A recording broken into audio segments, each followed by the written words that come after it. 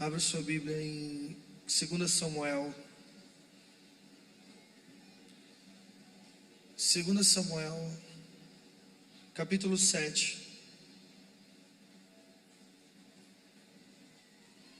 2 Samuel, capítulo 7, versículo 1. Deixa aberto aí na sua mão, seu aplicativo. E antes de nós entrarmos nas Escrituras, e nós vamos passear hoje pelas Escrituras, mas eu quero fazer uma breve introdução. Na verdade, chamar um pouco da sua atenção para esse momento. Nós estamos vivendo dias onde o Senhor tem chacoalhado a sua igreja. O Senhor tem nos despertado para entender que nós não estamos apenas vivendo dias comuns como gerações passadas, mas cada vez mais tem sido notório as evidências e os sinais que Jesus está perto de voltar. Quantos creem e sentem, têm essa expectativa? Nunca na história aconteceu coisas que estão acontecendo na nossa geração.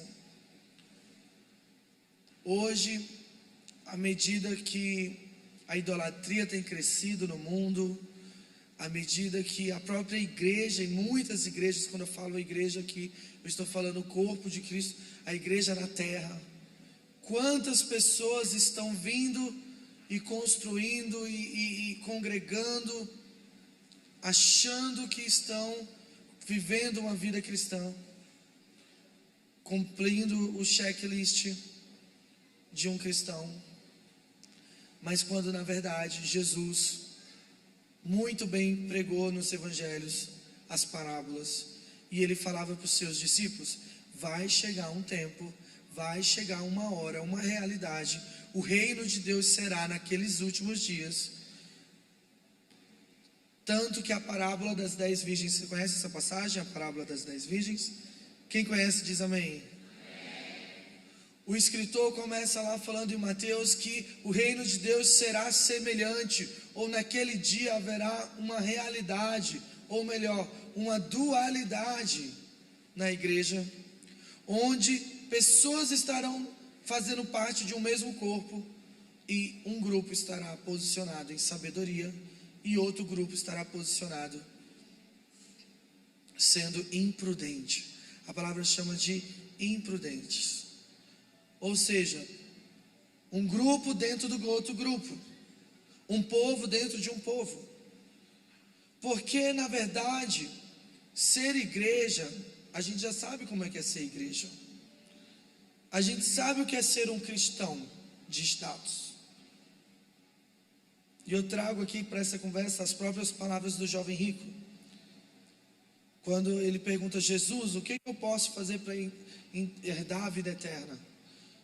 Porque eu conheço a lei, eu fui criado nos princípios, eu nunca matei, nunca roubei, nunca menti.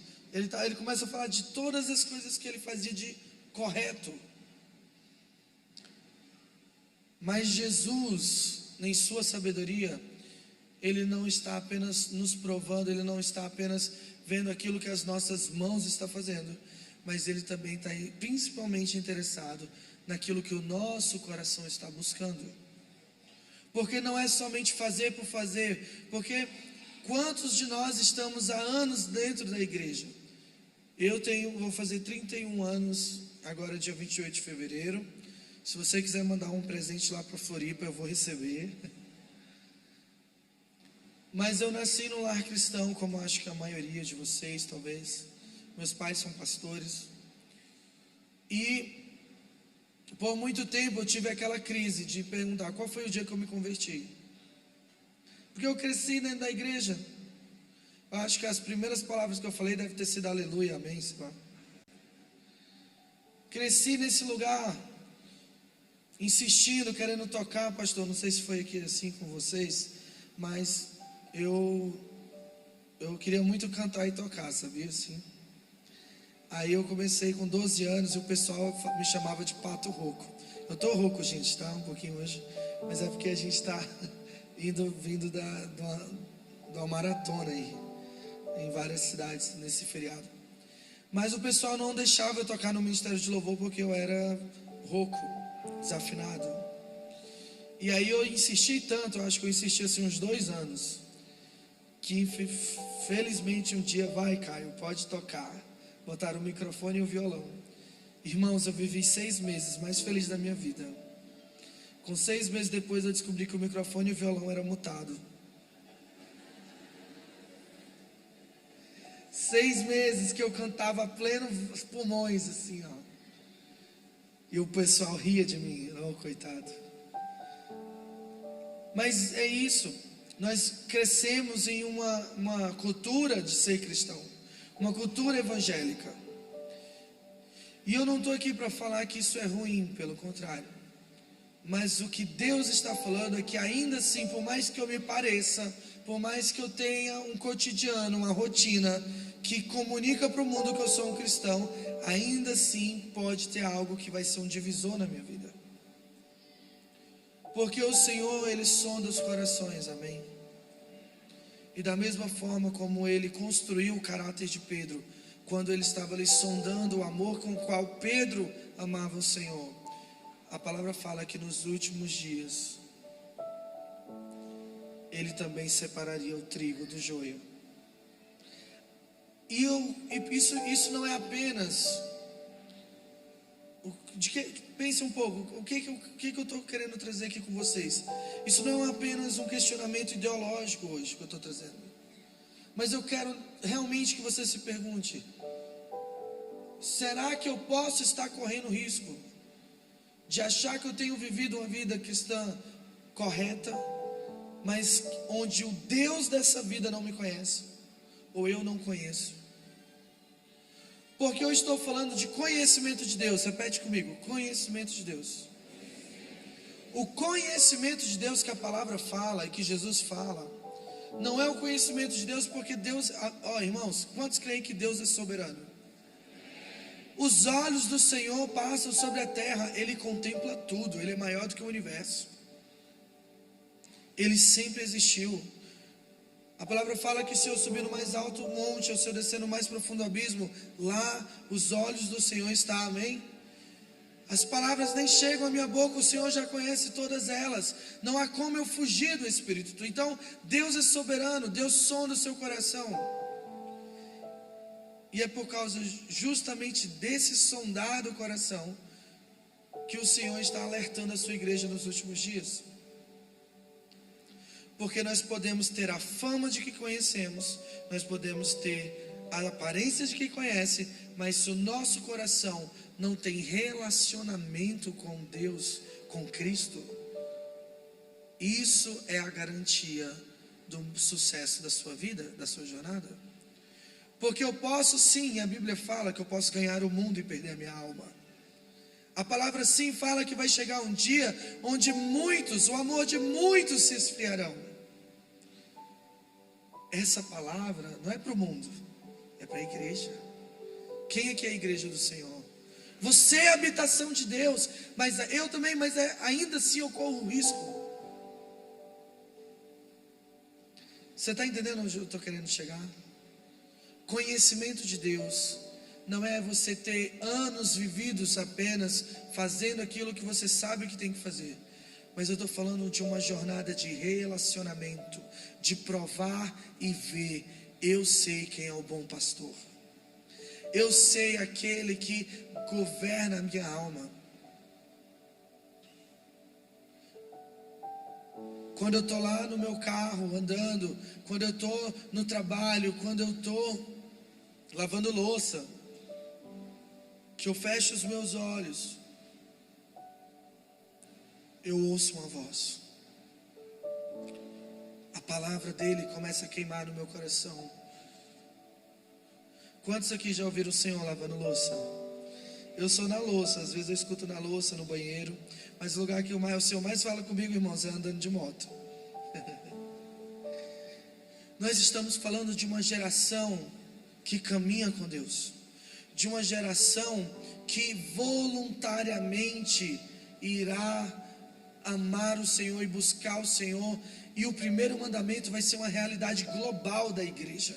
Você está entendendo? Jesus está prestes a voltar, você crê nisso? Jesus está governando e preparando, adornando a sua igreja na terra. Isso quer dizer que nós estamos prestes a viver o maior avivamento que já houve na terra. Sabe por quê? Porque Deus não vem buscar uma igreja suja. Deus vem buscar uma igreja que vai estar vivendo a maior glória do primeiro mandamento, amando a Deus com todas as suas coisas. Só que para isso, esses dias, ano passado, eu ouvi uma frase, um líder de adoração conhecido na nação. Ele falou algo que cara, até hoje essa coisa está bagunçando na minha cabeça. Quantas músicas de avivamento nós já vimos aí nos últimos anos? Vem o fogo do céu, vem o avivamento, aviva, aviva. Eu não sou contra o avivamento, nós devemos orar para o avivamento, amém? Só que o que precede o avivamento é arrependimento. Pense um pouco, se nós aqui começarmos a cantar, e a palavra fala que nos últimos dias a igreja, o Espírito e a noiva clamarão, Maranata, amém?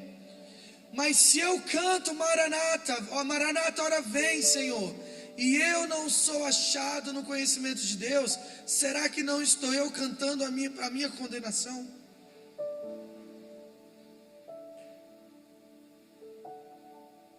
A demora de Jesus voltar tem um propósito, é misericórdia, para que você encontre tempo para correr para os pés dele.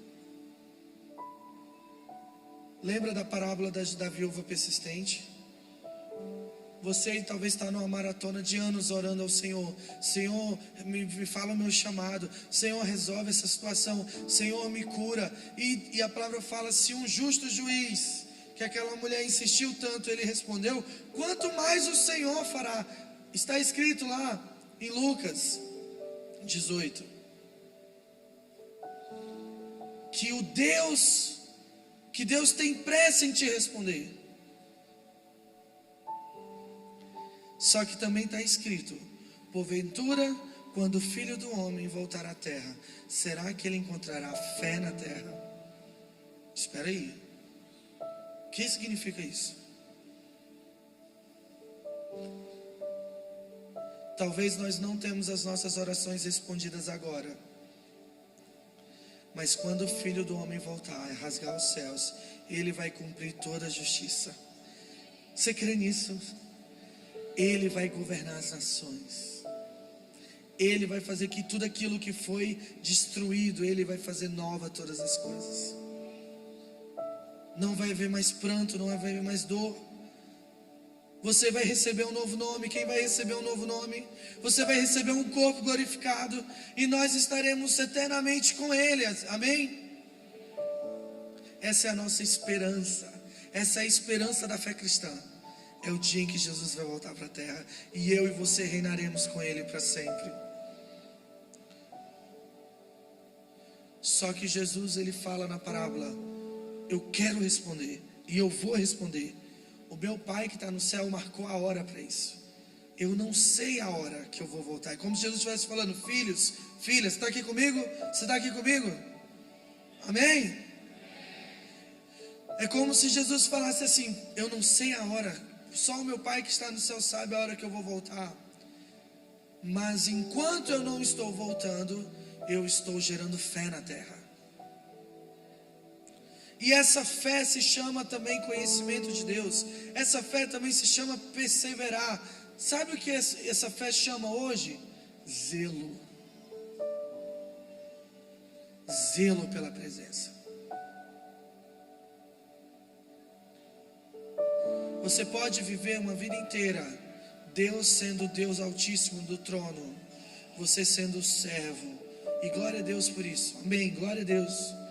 Mas a minha Bíblia, a sua Bíblia diz que Ele não te chama só de servo, mas Ele te chama de filho, de amigo. O Senhor está levantando na terra uma igreja que não somente é Deus o transcendente lá, não. Jesus, Ele é poderoso, Ele é inacessível, mas em Cristo Jesus Paulo fala, entre com confiança. Quando você está na casa do seu pai, você pede licença para beber água na geladeira? Você pede, irmão?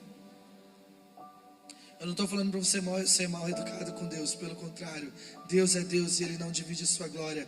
Mas se você conhece o Pai que você tem, se você sabe qual é a sua identidade como filho, você sabe que você tem livre acesso ao coração dEle. Você sabe que você pode entrar na porta, fecha o teu quarto, sabe, vive Mateus 6, começa a dialogar com o Senhor no lugar da oração. Eu estou falando de uma geração que conhece a Deus. Uma geração que não faz só um monólogo, mas tem um diálogo. Senhor, o que você quer fazer em Campos? Espera. Ele não te respondeu hoje. Volta amanhã. Senhor, o que você quer fazer em Campos? Ele não te respondeu. Mas eu estou aqui para te trazer um sentido nisso. Cada não resposta do Senhor, a tua fé está sendo fortalecida. Porque Deus está amadurecendo o teu amor.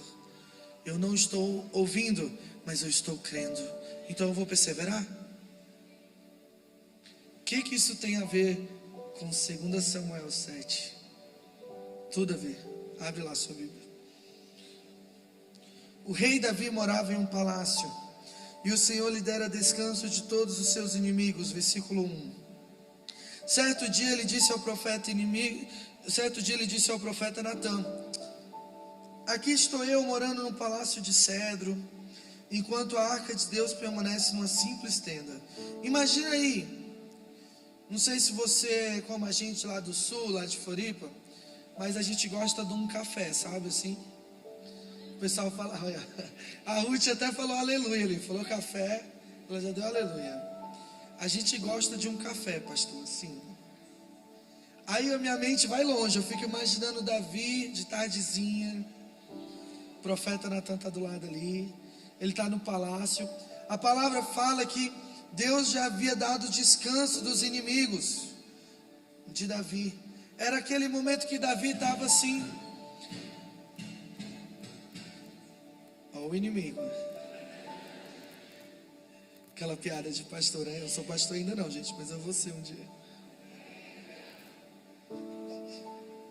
Olha os meninos ali. Eu fico imaginando Davi sentado na varanda, talvez lembrando os filmes e as histórias que ele viveu. Golias, ele lá na casa dos seus pais, ele debaixo da árvore, ele com as ovelhas, ele fugindo de Saul, ele na caverna de meu Deus, fugiu o nome agora, de Adulão, com os 300 miseráveis, depois de ter sido feito de louco na frente do rei. E toda a perseguição, todos os anos de guerra e tudo. E de repente Davi vê uma oportunidade de recuperar a Arca da Aliança, a Arca da Promessa. Que significa o que, irmãos? A Arca da Aliança significa o que? A presença. A Arca da Aliança significa Deus no meio do seu povo. E Davi celebra, e você conhece a história, quando a Arca da Aliança entra na cidade, o que Davi faz? Ele dança. Davi estava festejando, e a palavra fala que se passou um tempo, Davi já estava descansado dos seus inimigos, e ele começa a olhar para a sua vida. E gente, eu estou falando de um homem sucedido, bem sucedido. Eu não estou falando de qualquer pessoa. Davi, nesse momento da história, ele é um cara que possui muitos bens, influência, status. Davi já tinha tudo que ele tinha, que ele poderia ter como um homem influente no mundo. Você está comigo aqui? Está com sono? Não, né? Amém. Glória a Deus. Davi já tinha tudo. Davi tinha passado por várias situações. Mas eu quero que você entre nessa história comigo. Imagina aí, você na varanda, abre a garrafinha de café, serve aí. Natã, toma um cafezinho. Como pode? eu estar aqui num palácio de cedro, e o Deus da minha vida, numa simples tenda. Olha para a sua Bíblia, volta para o versículo 3. Natã respondeu ao rei: faz isso, Davi. Isso aí que tu está pensando agora, essa ideia que tu está concebendo agora na tua mente, faz isso, porque o Senhor é o quê? Contigo. Isso é primordial que você entenda nesse texto, porque isso é um sinal verde. Você concorda comigo? É o profeta falando assim: Davi, isso não veio no teu coração do nada. Faz isso, Davi, porque Deus está dando sinal verde. Você quer saber a vontade de Deus para a sua vida, Davi? Faz isso. E o texto segue, e eu amo essa passagem. Amo, para mim, um dos capítulos mais importantes da história, da nossa história como igreja. E você vai compreender isso já já. No versículo 4 diz assim: e naquela mesma noite o Senhor falou ao profeta, falou a Natã: vá dizer ao meu servo Davi que assim diz o Senhor: você construirá uma casa para eu morar? Ô Davi, não tenho morado em nenhuma casa desde que eu tirei os israelitas do Egito. Eu tenho ido de uma tenda para outra, de um tabernáculo para o outro. Repita comigo: de uma tenda para outra. Isso é importante a gente entender na história. O caldo vai engrossar agora. Porque lá no Éden, o propósito de Deus era habitar com o homem. Mas o pecado nos separou disso. E mais uma vez, quando o povo começou a crescer e Deus começou a amar Israel e o povo, e Ele fez a sua promessa a Abraão, e Ele foi mantendo e zelando a história, o povo começou a pedir um rei. Não, nós queremos um rei, nós queremos um representante. E Deus falou assim: não, mas os profetas foram enviados com a mensagem do Senhor. E os profetas falaram para o povo de Israel, falou assim: Deus diz que Ele vai ser o rei de vocês.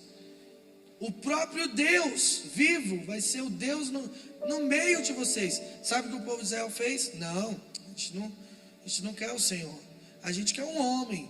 Porque o fulano aqui do lado, o país do lado aqui, esse povo tem um rei, a gente precisa também. Aí Deus vai e levanta Saul. Antes, volta um pouco a história.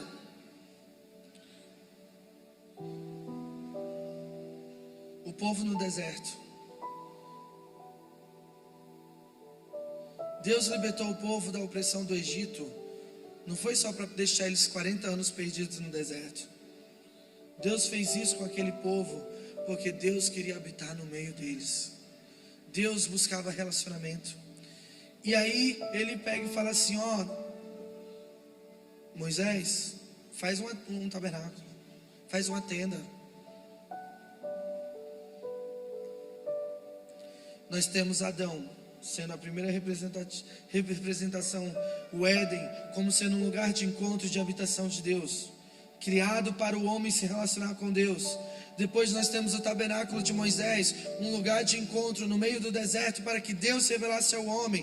Nós temos o Monte Sinai, que em Êxodo 19, 20 e 21 fala que o monte estremeceu, porque o próprio Deus, a glória de Deus desceu ali, porque Deus queria romper a eternidade e se relacionar com o homem, mas o homem não quis.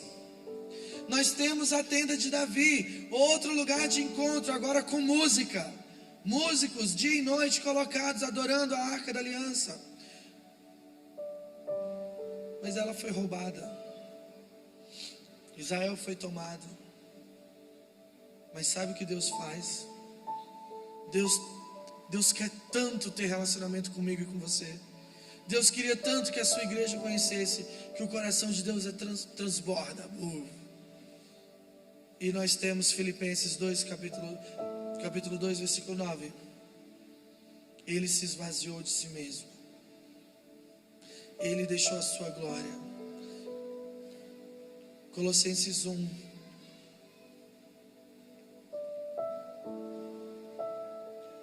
É como se Deus falasse assim: eu quero tanto habitar no meio de vós, eu vou me diminuir, eu vou esvaziar da minha glória. Um menino nos nasceu, Isaías. Um menino nos foi dado, e o governo estava sobre os seus ombros. Ele era o Verbo, e o Verbo era Deus, e o Verbo estava com Deus. Quantos creem que Jesus foi dado a você?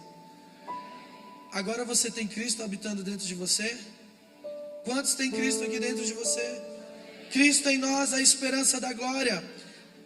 A história começou com Deus lá no Éden. Mas não foi nós que escolhemos a Deus, mas Ele nos escolheu.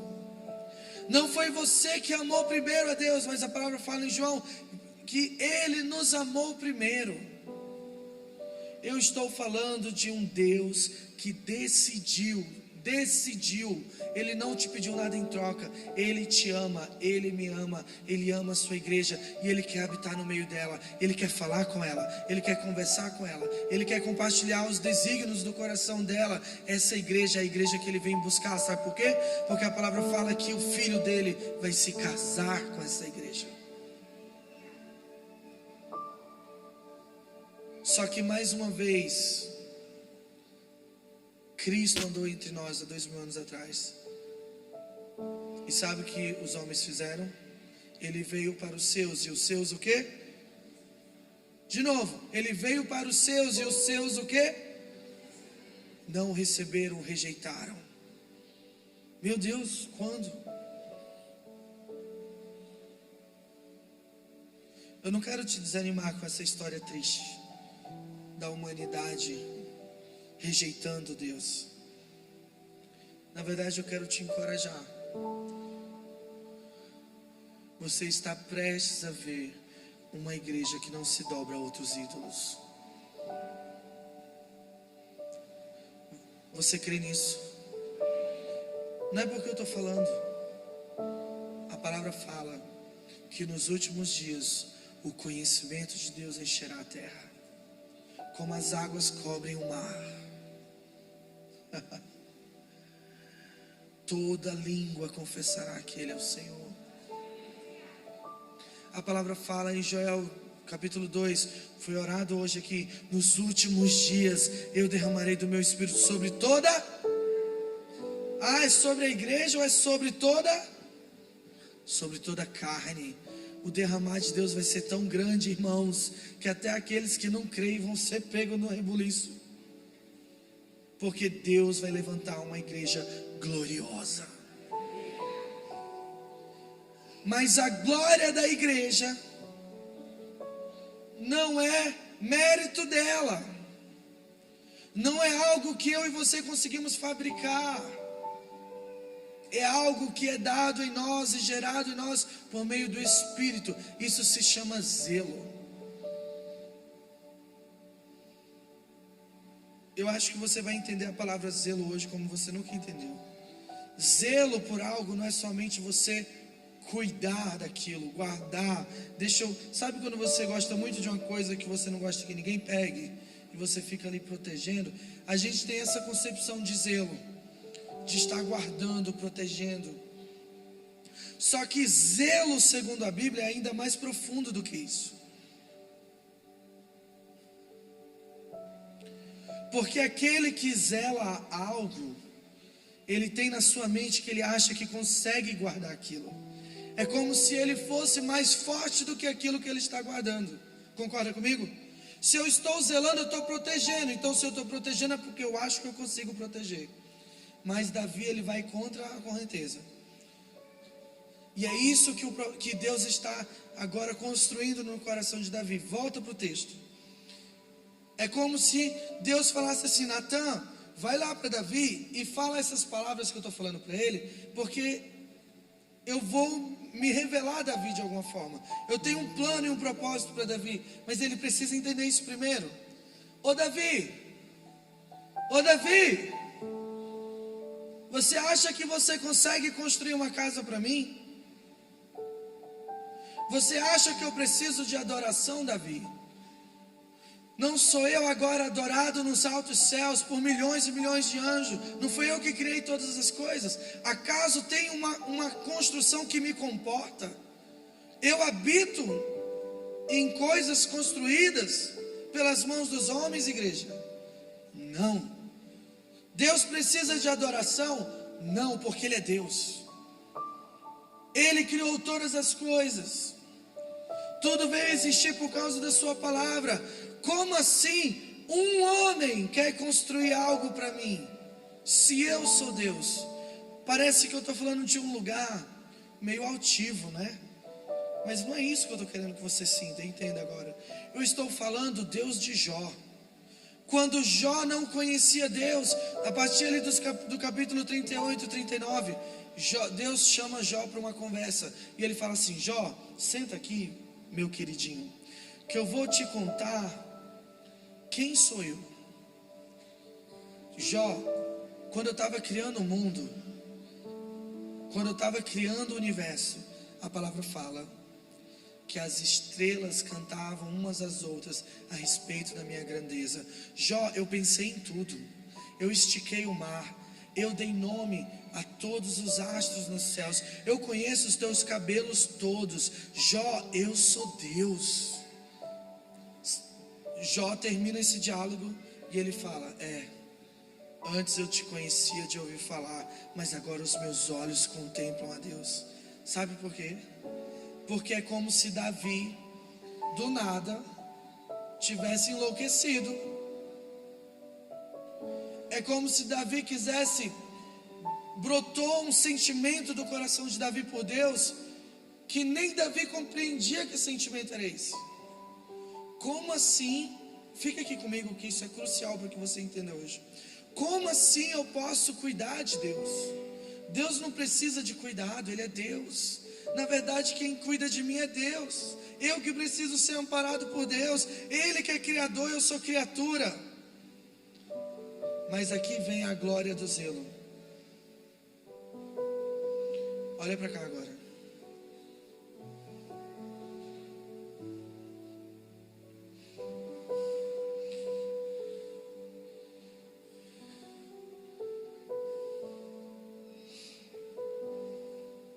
Versículo 8. Agora, pois, diz ao meu servo Davi: assim diz o Senhor dos exércitos: Davi, eu tirei você das pastagens onde você cuidava dos rebanhos, para ser o soberano de Israel, o meu povo. Eu sempre estive com você por onde você andou, e eliminei todos os seus inimigos. Davi, agora eu farei tão famoso quanto os homens mais importantes da terra. Davi, eu providenciarei um lugar para Israel, meu povo, e eu os plantarei lá para que tenham o seu próprio lar e não mais sejam incomodados. Davi, povos ímpios não mais os oprimirão, como fizeram no início e têm feito desde a época em que nomeei juízes sobre Israel, o meu povo. Também subjugarei todos os seus inimigos. Saiba também, Davi, que eu, o Senhor, lhe estabelecerei uma dinastia. Gente, não sei se você já leu esse texto antes, mas quando eu estava lendo isso aqui, meditando há alguns anos, eu sempre volto para essa passagem. É uma mensagem que queima no meu coração, e eu senti do Senhor de compartilhar hoje nesse lugar. Sabe por quê? Porque essa mensagem me destrói. Porque é como se Deus, ele olha só, Deus antes fala para o profeta: vai lá questionar Davi. Só que Davi não fala nada, e do nada Deus muda o diálogo. É como se Deus falasse assim: eu entendi, Davi. Lembra que quando o pensamento veio na cabeça de Davi, o que o profeta disse para ele? Glória a Deus pelos profetas, amém? Que Deus levante mais profetas no nosso dia, amém? A voz profética que aponta para Cristo, amém?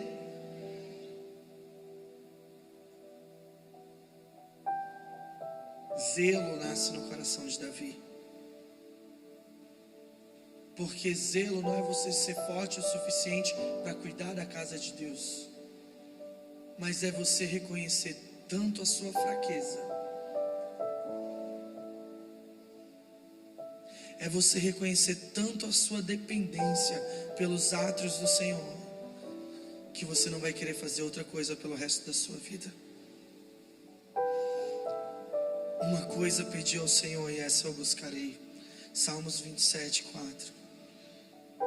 Davi compõe, alguns historiadores dizem que esse salmo foi composto na sua velhice, ou mais ou menos nessa época de 2 Samuel 7. É como se Davi estivesse reconhecendo de todas as coisas que eu poderia buscar na vida, das riquezas, das coisas que eu poderia construir, apenas uma coisa necessária. Senhor, eu sou uma formiguinha, eu não sou ninguém, mas eu decidi que eu vou gastar a minha vida inteira, eu não vou dar descanso aos meus olhos, até que você seja o primeiro, até que você seja entronizado. Senhor, mais vale um dia na tua casa do que 1000 em outro lugar. Deus, eu amo tanto tua presença que eu vou construir um lugar para você habitar, porque o zelo por Deus consumiu Davi, o zelo pela casa de Deus. Davi chegou em um momento da sua vida em que todas as chaves viraram na sua cabeça. Não existe outra coisa mais importante do que viver para o Senhor.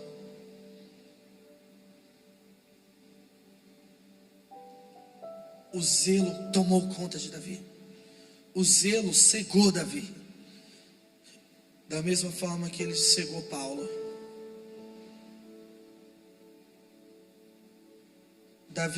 Paulo precisou ficar cego para poder enxergar. Você está entendendo o que eu estou falando? Paulo precisou ficar cego para poder enxergar que Cristo é a glória do mundo. A igreja dos últimos dias é uma igreja que vai se levantar no conhecimento de Deus com zelo no coração. O zelo vai ser consumido. Eu não estou falando de você ser o primeiro a chegar aqui, eu estou falando que você não vai ter outra alternativa. As coisas ao seu redor vão perder o valor. Você vai pensar assim: eu quero ser rico, eu quero ser milionário. E glória a Deus pelas pessoas que têm riquezas. E a palavra fala que isso tem um propósito, para abençoar e edificar a igreja. Mas está chegando a hora que os títulos não vão mais valer nada. Está chegando uma hora que dinheiro e ouro, prata não vão mais sustentar a fé de ninguém, mas aqueles que conhecem a Cristo. Isso será o maior tesouro dentro de você. Aqueles que viraram a chave, entenderam: ei, apenas uma coisa é necessária, como Maria entendeu.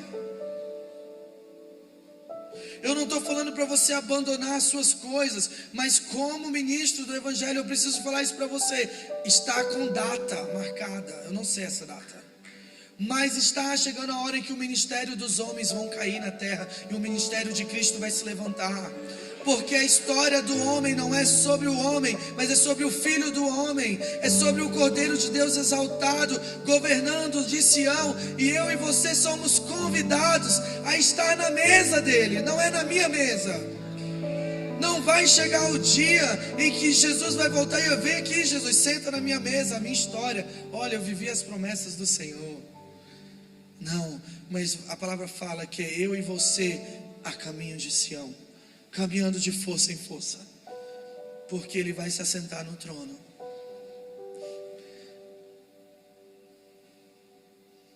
Deus o exaltou à mais alta posição, Ele deu o nome sobre todo nome, e ao som desse nome toda tribo, toda língua, toda nação se prostrará. A gente cantou: veja os tronos de outros reis se dobrando. Mas eu estou te falando que isso só vai acontecer se o zelo te consumir. E não adianta eu vir aqui pregar, pastor, não adianta eu falar. Eu posso falar: Gabi, o zelo do Senhor tomou de conta de mim.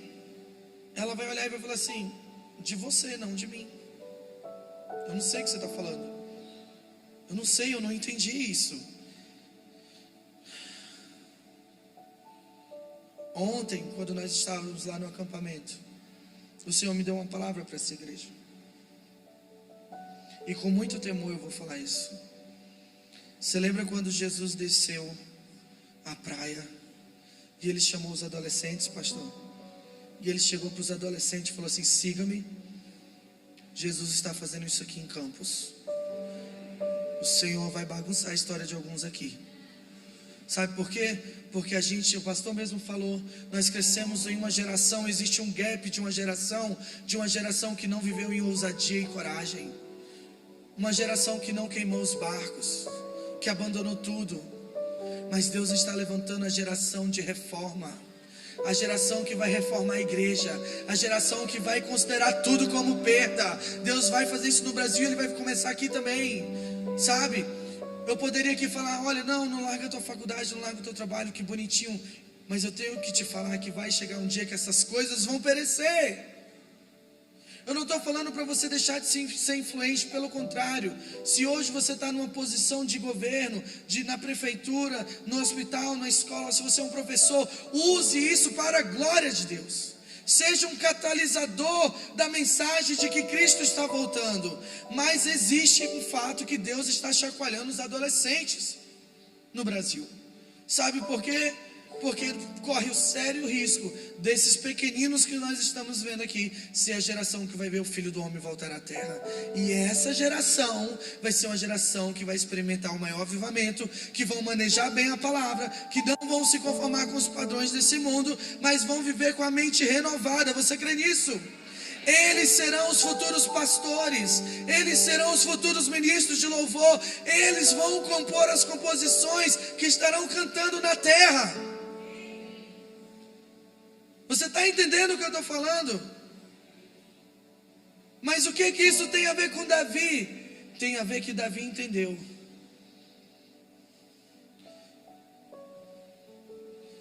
E corre um sério risco agora, daqueles que entendem isso. Quem está entendendo essa mensagem? Levanta a mão. Se você está entendendo, você chegou agora num lugar de muito risco. E eu vou te provar por quê. Vamos voltar para a Bíblia? Já estou encerrando. O time de louvor pode vir.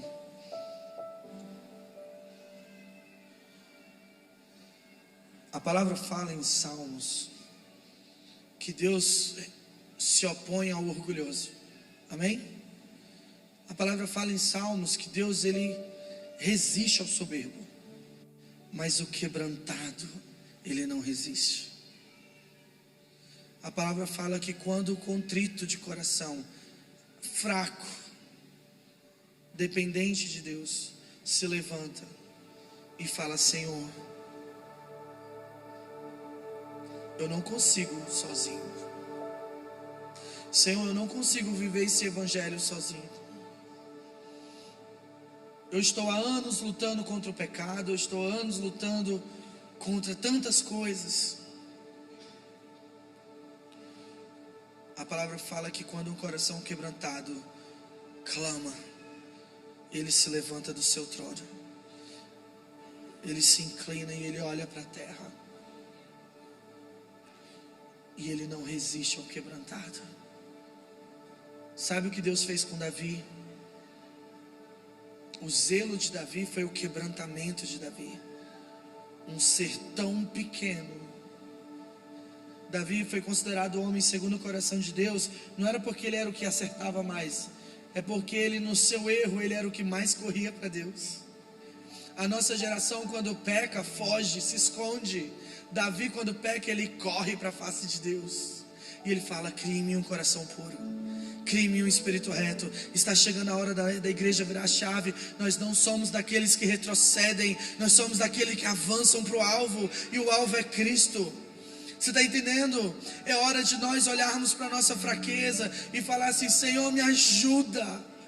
Eu quero ter zelo pela tua casa, eu quero amar a tua igreja, eu quero servir sem esperar nada em troca, porque eu amo a tua presença. A tua presença vale mais do que o ouro e a prata, do que as riquezas, do que as promessas desse mundo. Isso é zelo. A ponto, Deus, que eu estou disposto a sacrificar o que eu tenho para estar na tua casa e contemplar a tua face. A palavra fala em Salmo 132 que o zelo pela casa do Senhor tomou Davi. Cuidado. Eu realmente creio que alguns hoje vão ser tomados pelo zelo do Senhor. algo que você não fabrica, não estou falando que você vai, não é uma decisão. Se você receber isso do Senhor, o Espírito vai gerar em você uma fome, uma sede, um desejo. Uma coisa eu peço ao Senhor, e essa eu buscarei. Eu vou viver o resto dos meus dias na terra para glorificar o nome de Cristo. Eu e a minha casa serviremos ao Senhor. Eu vou viver para Ele, somente para Ele. Eu vou fazer o nome dEle conhecido. A minha vida será uma oferta ao Senhor para que Cristo seja glorificado. Está chegando a hora de novo. Só que tenha cuidado em fazer isso, porque aqueles que tocam o coração de Deus com zelo, Deus não resiste. Olha aqui para mim, Deus não resiste.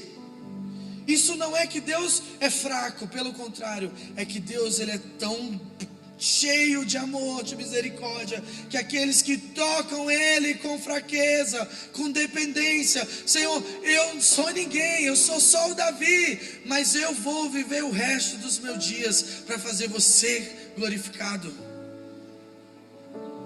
Quando você toca o coração de Deus, sabe o que Deus faz? Volta para a sua Bíblia, fique de pé. Eu quero que você leia isso em pé comigo. E à medida que você for entendendo o que o Espírito vai te falar aí, eu quero que você responda: Senhor, faz isso comigo. Sabe por quê? Porque Davi era incapaz de cuidar de Deus. Deus não pediu para Davi construir casa para ele. Mas aqueles que tocam o coração de Deus com o coração quebrantado, o Senhor transborda. E o Senhor vai transbordar o coração dele sobre você hoje. Versículo 12, Deus faz uma promessa a Davi. Davi, quando a sua vida chegar ao fim e você descansar com seus antepassados, escolherei um dos seus filhos para sucedê-lo, um fruto do seu próprio corpo, e eu estabelecerei o reino dele. Será ele quem construirá um templo em honra ao meu nome, e eu firmarei o trono dele para sempre. Aqui Deus está falando de Salomão, mas olha o que o texto continua dizendo: eu serei o seu pai e ele será o meu filho. Quando ele cometer algum erro, eu o punirei com o castigo dos homens, com açoites aplicados por homens. Mas eu nunca retirarei dele o meu amor, como eu retirei de Saul, a quem tirei do seu caminho. Quanto a você, Davi, Davi, a sua dinastia e o seu reino permanecerão para sempre diante de mim. O seu trono será estabelecido para sempre. Sabe o que isso significa? Você conhece essa música? Quem é o descendente de Davi? Quem? Sobre qual trono Jesus se assentará? O trono de Davi? Quem é o broto de Jessé?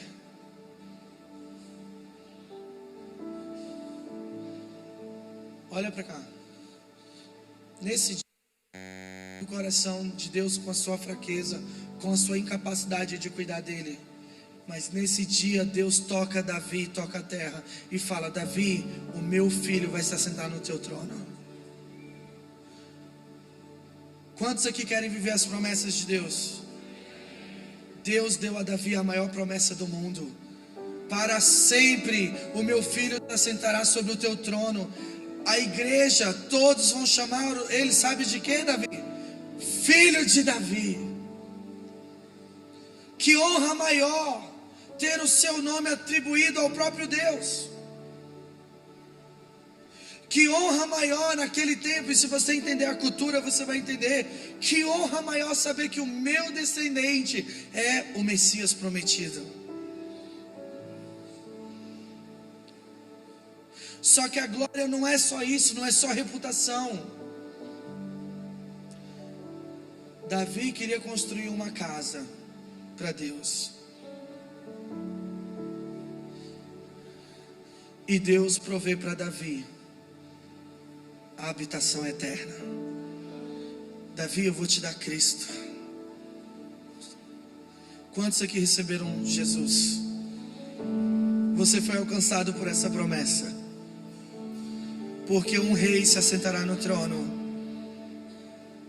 Para sempre o trono de Davi. Reinos se levantarão, soberanias se levantarão, mas o reino dele não vai ser abalado. Isso quer dizer que quando você cuida dos interesses de Deus, Deus transborda e Ele cuida dos teus interesses. Deus realiza as tuas promessas, Ele cuida e te dá aquilo que você precisa, mas Ele te dá mais. Porque o problema da nossa geração é que nós viemos para o culto para receber. Só que Davi entendeu, não, eu não vou lá para receber, eu vou entregar minha vida. E Deus decida o que Ele quer me dar, porque de tudo que Ele pode me dar, eu desejo Ele. Você está entendendo? Isso é zelo, isso é amor. É amar a Deus acima de todas as coisas. Arrisque hoje cuidar dos interesses de Deus. Deixe um pouco o plano que você fez para a sua vida e considera por um momento, Deus, qual é o teu plano? Qual é o teu plano para essa igreja? Qual é o teu plano para essa cidade? E eu te garanto que você vai ser encontrado perseverando. À medida que Deus realiza os teus sonhos e os desejos do teu coração, porque Ele é bom.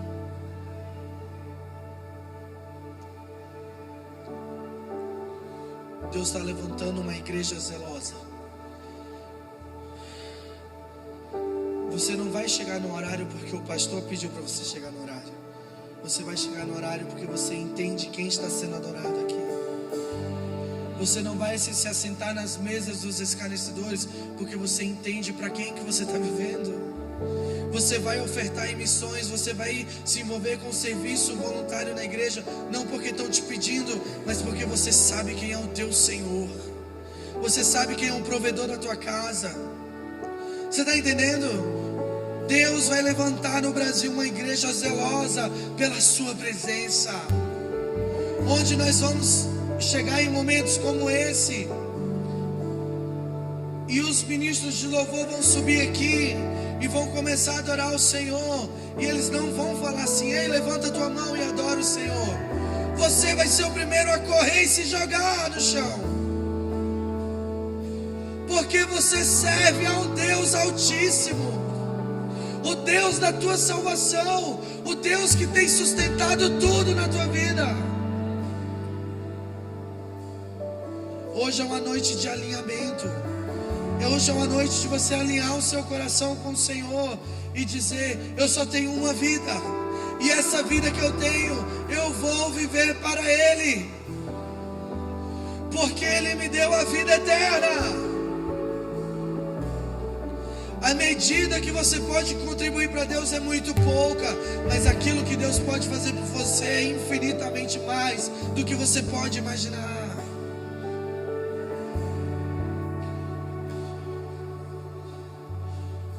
Quantas pessoas hoje no Brasil, uma geração está ofendida com a igreja, porque foram usados, servindo muito tempo, fazendo muita coisa, sem entender para quem que estava fazendo para homens.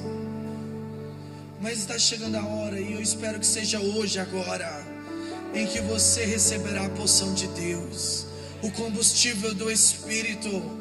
Aquilo que as virgens prudentes têm, elas têm óleo fresco, elas têm unção, elas conhecem o Deus, elas andam com as suas lamparinas acesas, elas andam em entendimento, iluminadas no Evangelho, nas palavras, elas andam meditando na lei do Senhor dia e noite, elas vivem esse século de outra forma, e isso vai acontecer.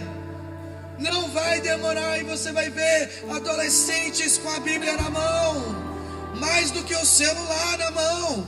Isso vai acontecer, porque Deus vai levantar uma igreja que ama Ele acima de tudo, uma igreja desprendida.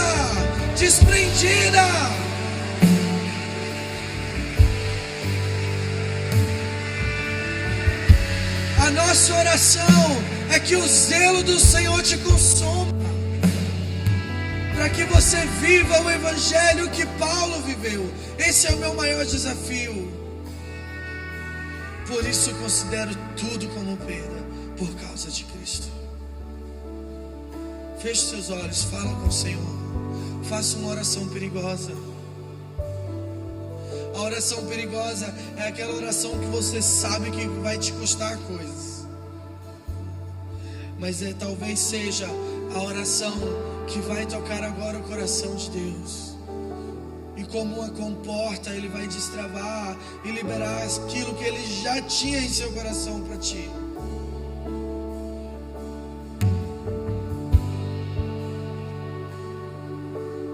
Fala com teu Deus.